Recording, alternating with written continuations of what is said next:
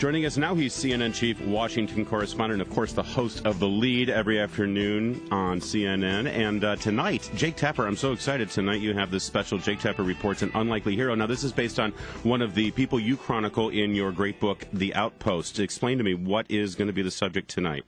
Staff Sergeant Ty Carter is one of two people to receive the Medal of Honor for actions during this horrific battle in Afghanistan in October 2009. And Larry, what's so amazing about it is you have to go back to 1967 to find a battle where two living service members are honored with the Medal of Honor for their valorous actions during that battle. So, 46 years ago was the last time this happened. It is very rare for two people to be awarded the Medal of Honor for the same battle. You and I spoke at the time, in February, when former Staff Sergeant Clint Romeshay, who was in this battle, was given the Medal of Honor, and now it's Ty Carter. You know this. The events of that day were insane. 53 U.S. troops in this outpost in this horrifically vulnerable location, the bottom of three steep mountains, attacked at dawn by up to 400 Taliban, all of whom have the high ground. 8 Americans killed, the deadliest day for the U.S. that year. But really a story of valor and courage and sacrifice that it's not just a depressing story. It is also an inspiring story. Yeah, and your book, I mean, it is a riveting book, and it is inspiring, and I can't wait to see tonight's special focusing on this one aspect. But it's a bigger picture. You mentioned that it hasn't been since 1967, obviously the Vietnam War, last time 2 Medal of Honor recipients in one battle. Do you think that the war in Afghanistan as well as the war in Iraq has sort of gotten short shrift in terms of paying attention to the incredible acts of valor that have happened in these two wars? We were in war for a decade in Afghanistan, and you don't hear many stories about the incredible battles that our service members had to endure. You don't. And there are a lot of reasons for it. First of all, back in Vietnam, there was a draft, so the war affected everybody. And the whole world was paying attention to it, and the whole nation was paying attention to it because it wasn't just this 1% volunteer army and their loved ones. So that's one. And two, I feel like because the Pentagon is so sophisticated now with media and they have such a tight hand, often they are their own worst enemy when it comes to telling these stories. Because often, obviously, there are real tragedies that take place. And so it's tough to get to the soldiers to tell their stories, the survivors. Sure. It's tough to get to the families, and I understand that. I'm not unsympathetic to it, but by the same token, it means that it makes it that much more difficult to tell the stories of these sacrifices and the valor, the heroics that we see. And it's inspiring to all of the young people who want to join the service someday, even considering the Vietnam War and all of the bad publicity, and I don't want to relitigate that issue, but even in that climate, some of those great stories of the battles in Vietnam inspired so many young people to join the service, and they became the generals of today. Yeah, no, exactly. And I think one of the things that the story of Combat Outpost Keating teaches is that it is the bond between troops, between men and women in some cases, but between battle buddies, that is so inspiring. What these people are willing to do for each other is it's awe-inspiring, really.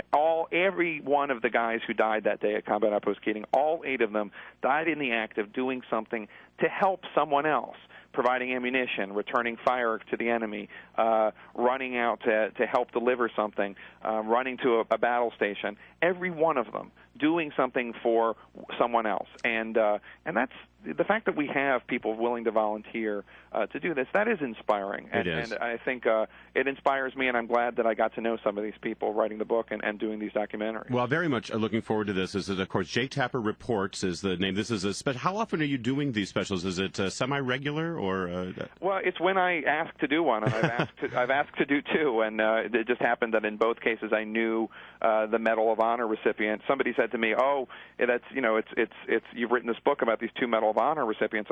When I wrote the book, nobody had even heard of these guys. I have nothing to do with the fact that they got the Medal of Honor, but the Medals of Honor came after publication of the book. Yeah. It was just that I picked the story that was so inspiring, and those stories spoke for themselves when it went through the Pentagon bureaucracy. And you are listen, you literally wrote the book on it, and you're the perfect person to report on it. So that's tonight at 10 on CNN. And by the way, the book Outpost comes out in paperback in October, so we got that to look forward to as well. That's right. On The Lead yesterday, I saw it almost seems like we talk about heroes, we talk about sacrifice. It always brings us back to the most recent sacrifice, unfortunately, we saw, which would happen in Benghazi almost a year ago now. And it seems like every week you've got something. What's the latest from your perspective on Benghazi? Well, you saw this, that the Daily Beast broke the story that John Kerry, Secretary of State John Kerry, has basically invited back to work the 4 individuals whom then Secretary of State Hillary Clinton put on administrative leave for their actions or lack of action. Yeah, these are the only people who really suffered any repercussions after Benghazi. Well, and this is the one thing that everybody who knows about Benghazi and can look at it through a nonpartisan filter, this is the one thing that everyone can agree on, is that there was a dereliction of duty in terms of not heeding the requests for additional security. Diplomats, security experts, all in the months leading up to the attack in September 2012, all of them asked for more security, and people in the State Department would not give it to them. You might recall during one of the hearings, the guy who was the regional security officer in the months leading up to it, Eric Nordstrom, he talked about that what was most frustrating being the regional security officer in Libya wasn't the hardships, wasn't the gunfire, wasn't the threats. It was dealing and fighting against the people, programs, and personnel who were supposed to be supporting him. Yeah. He said, quote, "For me, the Taliban is in the inside of the building," meaning the State Department officials I report to are the Taliban.